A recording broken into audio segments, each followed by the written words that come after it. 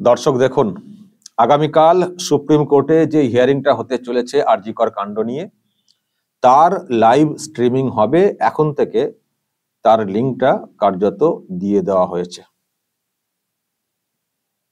দেখুন, ইউটিউবে এই যে সুপ্রিম কোর্ট অফ ইন্ডিয়ার যে চ্যানেলটা রয়েছে, সেখানে পরিষ্কার দেখুন ডান দিকে লিখে দেওয়া হয়েছে আরজি কর মেডিকেল কলেজের ব্যাপারটা, মানে যে কেসটা সেই বিষয়ে একেবারে এখানে উল্লেখ করে দেওয়া হয়েছে।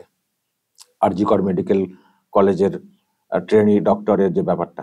আর দেখুন এদিকে বাঁদিকের কোণে লাইভ ইন 12 ঘন্টা এখনো বাকি আছে, আগস্ট 20 at কত 10:30, দেখুন 10:30 AM পরিষ্কার লিখে দেওয়া হয়েছে। অর্থাৎ আগামীকাল সকাল 10:30 থেকে এই যে লিঙ্ক, এই লিঙ্কে একেবারে লাইভ স্ট্রিমিং হবে সুপ্রিম কোর্ট থেকে আরজি করের ব্যাপারে।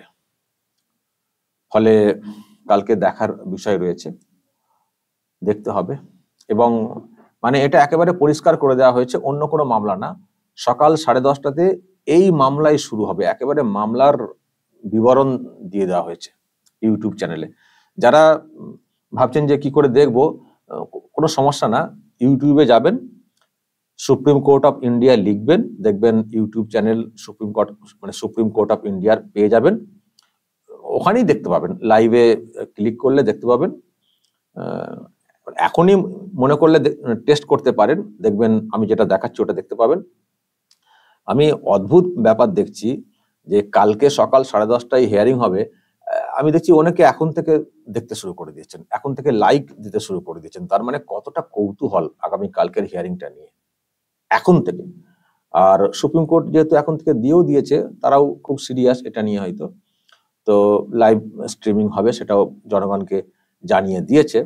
তো মানুষের যা কৌতূহল দেখতে পাচ্ছি, আমার তো মনে হয় আগামীকাল যখন লাইভ স্ট্রিমিংটা হবে তখন প্রচুর মানুষ দেখবেন। আসলে দেখারই কথা, কারণ কি করে সুপ্রিম কোর্ট, এটা একটা বিরাট কৌতূহলের। আরজি করে যে ঘটনা ঘটেছে, যেটা নিয়ে গোটা বিশ্ব তোলপাড়, শুধু রাজ্য না, শুধু দেশ না, গোটা বিশ্ব তোলপাড়।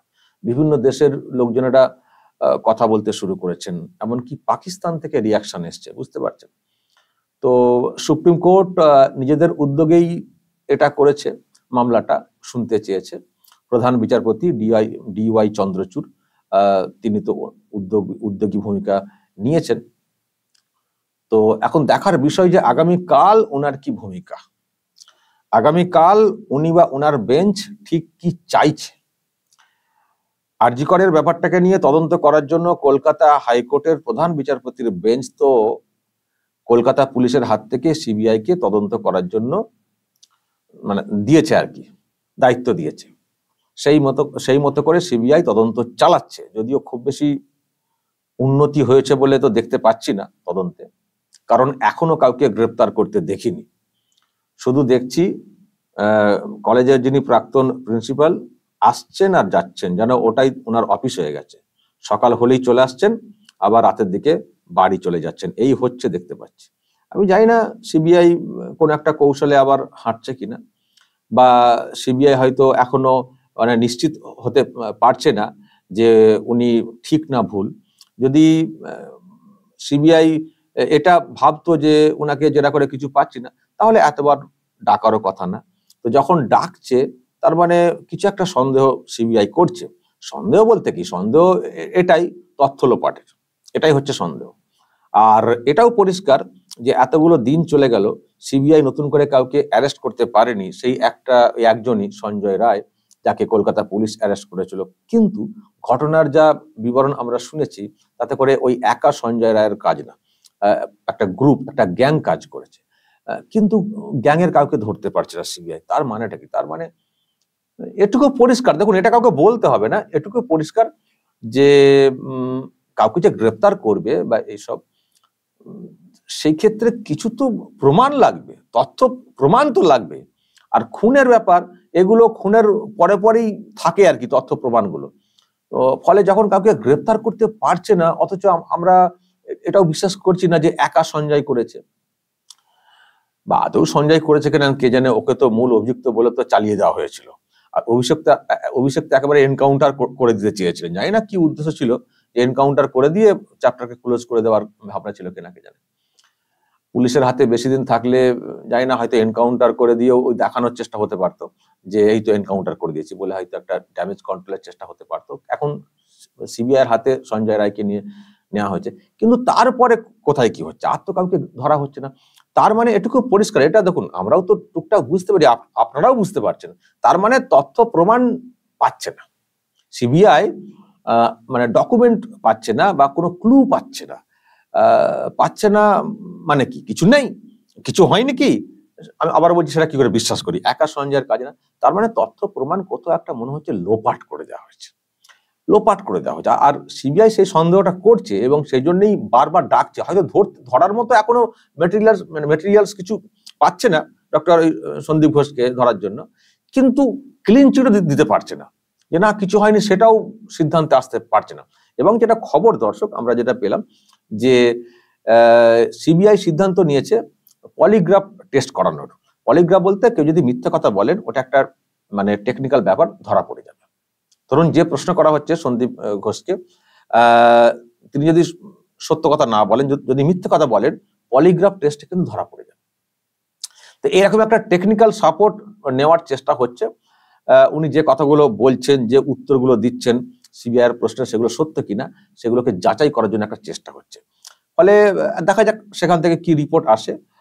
আর ওনাকে তো আবার এইসবও বলছেন যে সন্দীপ ঘোষ, মানে ওনাকে বারবার ডাকা হলেও উনি ভাঙছেন না, বা ওনাকে হয়তো কেউ বলে দিয়েছেন যে কিছুই বলবেন না, একদম নিজের জায়গা ঠিক রাখবেন, কিছু স্বীকার করবেন না, বাকিরা দেখে নিচ্ছি, সুপ্রিম কোর্ট আছে, হয়তো কেউ হয়তো দিয়েছেন, সাহস দিয়েছেন, সেই জন্য হয়তো উনি অনড় থাকছেন, যতবারই ডাকা হোক না কেন উত্তর ঠিক মতো করে দেবেন না, এরকম হয়তো একটা সিদ্ধান্তে নিয়ে বসে আছেন। তো এখন সিবিআই যেহেতু পলিগ্রাফ টেস্ট করাবে, যে ওইরকম ভাবলে হবে না, আপনি যদি মিথ্যা কথা বলেন পলিগ্রাফ টেস্টে কিন্তু ধরা পড়ে যায় বিষয়টা, এটা একটা টেকনিক্যাল পার্ট। এখন দেখা যাক সেখানে ধরা পড়ে যায় কিনা।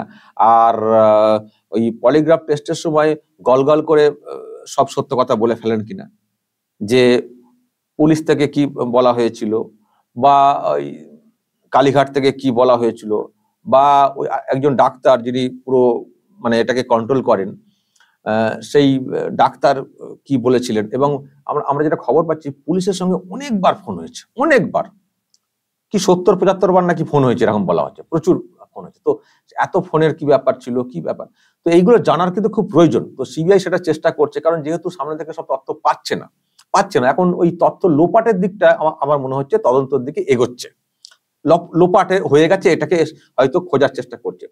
তারপর হয়তো যদি তথ্য লোপাটের বিষয়টা ধরা পড়ে যায়, এবং যদি সন্দীপ ঘোষকে বুঝিয়ে দেওয়া হয় যে ধরা পড়ে গেছেন আপনি তো লোপাট করেছেন, যদি সেই জায়গা থেকে সত্য কথাগুলো বলে ফেলেন, আর তখন যদি রহস্যের উদ্ঘাটন হয়, সেটা একটা দেখার বিষয় রয়েছে। কিন্তু এখনো পর্যন্ত আমরা কিন্তু সেই রকম কিছু দেখতে পাচ্ছি না।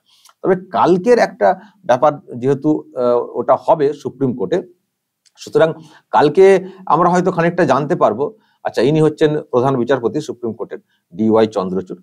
তো কালকে যেহেতু একটা মানে হিয়ারিং এর ব্যাপার হচ্ছে সুপ্রিম কোর্টে, তো এটা যেমন আমরা আন্দাজ করে বা টুকটাক অন্য দিক থেকে জেনে শুনে খানিকটা বলার চেষ্টা করছি, কিন্তু কালকে যেহেতু সুপ্রিম কোর্টে হিয়ারিং আছে, নিশ্চয়ই সিবিআই এরও একটা বক্তব্য ওখানে থাকবে, কি পাওয়া গেছে না পাওয়া গেছে, কারণ তারা যেহেতু তদন্ত করছে। ফলে কালকে কিন্তু আমরা ডেভেলপমেন্টের ব্যাপারে কিছু একটা তথ্য পাবো, যে সিবিআই এই যে কদিন যে জেরা করলো, মানে খোঁজাখুঁজি করছে, তাতে কি পেয়েছে এটার বিষয়ে নিশ্চয়ই সুপ্রিম কোর্টের এই বেঞ্চ জানার চেষ্টা করবে। তো তখন কিছু তথ্য আমরা পাবো, কিছু বক্তব্য হয়তো আমরা জানতে পারবো, যে সিবিআই কে কেন এতটাই হিমশিম খেতে হচ্ছে, কেন এখনো পর্যন্ত কাউকে গ্রেফতার করতে পারলো না নতুন করে, আর যাকে ধরা হয়েছে তার বিষয়েই বা মানে জেরা করে কি জানতে পেরেছে সিবিআই। তাহলে সেটাও কিন্তু কালকে আমাদের কিন্তু একটা জানার বড় সুযোগ রয়েছে সুপ্রিম কোর্টের ওই হিয়ারিং এর সময়। ফলে সেটাও দেখতে হবে। এখন অনেক কিছুই রহস্যের ব্যাপার দর্শক, পরিষ্কার আপনারা জানেন যে ডাক্তারের মা যে কথাটা বলেছেন প্রকাশ্যে ইদানিংকালে খুবই বলছেন মিডিয়ার সামনে, যে পুলিশ মিসগাইড করার চেষ্টা করেছিল, পুলিশ এটাকে সুইসাইড বলে চালিয়ে দেওয়ার একটা চেষ্টা করেছিল, পুলিশ আমাদের সঙ্গে সহযোগিতা করেনি প্রথম থেকে, তাড়াহুড়ো করে বডিকে পুড়িয়ে দেওয়ার ব্যবস্থা করেছিল। তারপরে মুখ্যমন্ত্রীর ভূমিকাটাও খুব একটা ভালো ছিল না তাদের কাছে, তাদেরকে কিছু অফার করে অন্যদিকে ঘুরিয়ে দেওয়ার একটা চেষ্টা করেছিলেন, এবং একজনকে ধরে তাকে মূল অভিযুক্ত বলে চালিয়ে দেওয়ার বা বুঝিয়ে দেওয়ার একটা চেষ্টা করেছেন। ফলে এইসব নিয়েও পরিবারের মনেও প্রশ্ন জেগেছে যে মনে হচ্ছে, এবং এটাও তারা দেখছেন যে সিবিআই এখনো পর্যন্ত নতুন করে কাউকে গ্রেফতার করতে পারেনি, তাহলে কি তথ্য সব লোপাট করে দেওয়া হয়েছে? কেনই বা ওই ভাঙাভাঙি শুরু হয়ে গেল এত দ্রুত? ঘটনাস্থলের আশেপাশে দেওয়াল ভেঙে আর ভেঙে কেন ভাঙচুরটা করা হলো? তাহলে কি লোপাট করার চেষ্টা হয়েছে? এই প্রশ্ন ওই যে ডাক্তার যিনি মারা গেছেন তার বাবা মায়ের মনেও কিন্তু তৈরি হয়েছে। আমাদের মনে তো রয়েছে, বাবা মায়ের মনে যখন তৈরি হয়েছে আমাদের মনে আবার সেই প্রশ্নটা আরো বড় আকার ধারণ করছে। ফলে এখান থেকে কোথাও একটা আমাদের মনে হচ্ছে যে সত্যি লোপাটটা করে দেওয়া হয়েছে। আর সিবিআই যেভাবে কার্যত মানে হিমশিম খাচ্ছে, এখান থেকেও আমরা আন্দাজ করছি সিবিআই হয়তো ওই জন্যই কাউকে নতুন করে গ্রেফতার করতে পারেনি। এখন একটাই, একটু ভালো করে কড়কাতে হবে এই সন্দীপ ঘোষকে, একটু ভালো করে কড়কাতে হবে, এটাই মানে একমাত্র উপায়। আর মানে চাবিকাঠি মনে হচ্ছে সন্দীপ ঘোষ, ওকে যদি ভালো করে টাইট দিয়ে চাবিটা খোলা যায় তাহলে হয়তো অনেক কিছু আসতে পারে, অনেক রহস্যের উদ্ঘাটন হতে পারে, এবং সেখানে এটাও জানা যেতে পারে রাজ্যের যিনি মুখ্যমন্ত্রী, যিনি রাস্তাতে নেমে হঠাৎ করে ড্রামা করতে শুরু করে দিয়েছেন, ফাঁসি চাই ফাঁসি চাই, অ্যাকচুয়ালি ফাঁসি কাদের হতে পারে এটা হয়তো জানা যাবে। তবে আগামী কালকের যেটা বিষয় দর্শক, খুবই আগ্রহ সহকারে আমরা আছি সুপ্রিম কোর্ট কি করে। আপনারা অনেকে বলছেন যে সুপ্রিম কোর্ট নিজের থেকে যেভাবে উদ্যোগ নিয়ে এটা করছে, সুপ্রিম কোর্ট আবার দিদিকে বাঁচানোর জন্য কিছু করে বসবে না তো, বা দিদিকে বাঁচানোর জন্য এই নিজস্ব উদ্যোগে হিয়ারিং এর ব্যবস্থা করা সেটা করছে না তো? কারণ প্রধান বিচারপতি যিনি DY চন্দ্রচূড়, তার সঙ্গে রাজ্যের মুখ্যমন্ত্রীর খুব সম্পর্ক ভালো, এবং এটা ঠিক আমরা দেখেছি যখন লাস্টবার এসেছিলেন এখানে একটি প্রোগ্রামে, সবাই আমরা অন্যদিকে মানে অন্যরা সব অন্যদিকে ব্যস্ত ছিলেন মানে প্রোগ্রামের মধ্যে, আর মানে অন্যদিকে ব্যস্ত বলতে প্রোগ্রামে ব্যস্ত ছিলেন, কিন্তু ওনারা অন্যদিকে ব্যস্ত ছিলেন। ওনারা দুজনে এত সময় নিজেদের মধ্যে কথা বলে যাচ্ছেন, অনেকে সেটা দেখে বলেছেন সুপ্রিম কোর্টের প্রধান বিচারপতি একটা রাজ্যের মুখ্যমন্ত্রীকে এতটা কি সময় দিচ্ছেন, এতটা কেন পাত্তা দিচ্ছেন? আরে তিনি মুখ্যমন্ত্রী হতে পারেন, কিন্তু এতটা এইভাবে দাঁড়িয়ে দাঁড়িয়ে কথা বলা, যেভাবে কথা বলছেন, এটা মনে হচ্ছে ফোনেও কথা বলেন। এত অ্যাক্সেস কেন দিচ্ছেন, এত পাত্তা কেন দিচ্ছেন? এবং এই যে ছবিটা যে সামনে আসছে, মানে মুখ্যমন্ত্রী কার্যত আঙুল তুলে কথা বলার মতো বলছেন, মানে এমন টাইপের ব্যাপার, মানে যে ধরনের ব্যবহার দেখিয়েছেন। তো এটা দেখে মানুষের মনের মধ্যে কি তৈরি হচ্ছে?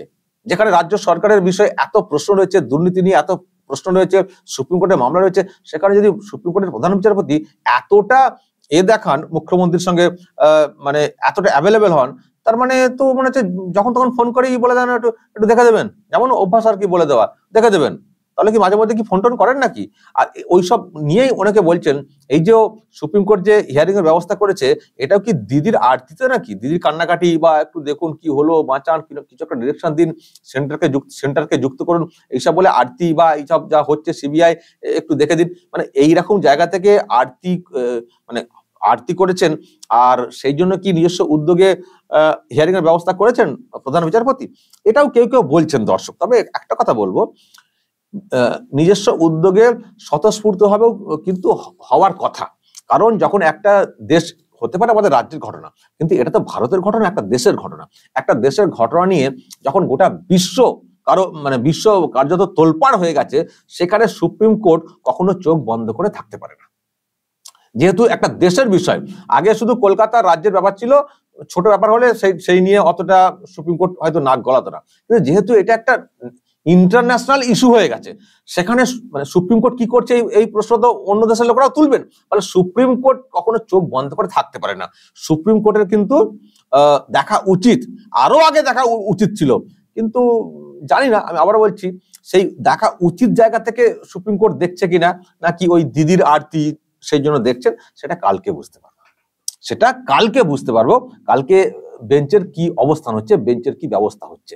তবে বেঞ্চ যে সহজে দিদির পক্ষে কিছু করে দেবে, এটা কিন্তু করতেও আমার মনে হয় না ততটা সহজ রাস্তা হবে বলে, কারণ কালকে অন্য পক্ষের আইনজীবীরা অনেকে থাকছেন, যেটা খবর, কালকে অন্য পক্ষের প্রচুর আইনজীবী থাকবেন, সব ডকুমেন্ট নিয়ে, কথা বক্তব্য নিয়ে তারা কিন্তু থাকবেন। কাউন্টার করার জন্য, যদি ওই শাসকের মানে এই রাজ্যের সরকার পক্ষের তরফে যদি কিছু বলার চেষ্টা হয় ওখানে, সেটাকে কাউন্টার করার জন্য অন্য পক্ষের প্রচুর নামি নামি সব উকিলরা ওখানে কিন্তু থাকবেন। ফলে দেখার বিষয় রয়েছে, যদি প্রপার হিয়ারিং এর মাধ্যমে একটা সিদ্ধান্তে আসে সুপ্রিম কোর্ট, খুব ভালো। আর যদি দেখা যায় যে না, হিয়ারিংটা একরকম হলো আর অর্ডারটা অন্যরকম হয়ে গেল, তখন আমাদের মনে যে প্রশ্ন বড় আকার ধারণ করেছে সেটা আরো বড় হয়ে যাবে, আর তাছাড়া কিছু করার থাকবে না। তো যাই হোক দর্শক, আগামীকাল আমরা তাকিয়ে থাকবো সুপ্রিম কোর্টের দিকে। সকাল 10:30 থেকে লাইভ স্ট্রিমিং ইউটিউব চ্যানেলে সুপ্রিম কোর্টের যে সুপ্রিম কোর্ট, আমি আবার বলছি, যারা জানেন না খুব একটা বেশি এইসব ইউটিউব কাকে বলে বা কি করে চ্যানেল খুলতে হয়, ওই আপনার ফোনে ইউটিউব বলে যে সিম্বলটা রয়েছে ওখানে যাবেন, ক্লিক করবেন, ওখানে যেমন করে আরামবাগ টিভি খোঁজেন ওখানে নাম দেবেন সুপ্রিম কোর্ট অফ ইন্ডিয়া, সেই তার একটা ইউটিউব চ্যানেল আমাদের মতো পেয়ে যাবেন। সেখানে দেখবেন লাইভ যখন চলবে লাইভ, তখন এমনি দেখবেন লাইভ লেখা উঠছে, ক্লিক করবেন, দেখতে পেয়ে যাবেন। অনেক সময় বেঞ্চের নাম দিয়েও, মানে বিচারপতিদের নাম দিয়েও হয়। তো এখানে তো দেখছি এখন পর্যন্ত যেটা লিখে দেওয়া হয়েছে আপনারা দেখছেন, নিজেরা এখনো টেস্ট করে দেখে নিতে পারেন। এখানে ওই ঘটনা, আরজি করের ঘটনা পরিষ্কার কিন্তু বলে দেওয়া আছে, সকাল 10:30 থেকে লাইভ স্ট্রিমিং হবে, সেই কথা কিন্তু এখানে পরিষ্কার উল্লেখ করে দেওয়া আছে। ফলে আমরা কাল সবাই আগে দেখবো সুপ্রিম কোর্টে লাইভে কি হচ্ছে, তারপর আমরা আমাদের চ্যানেলে ভিডিও নিয়ে আসবো।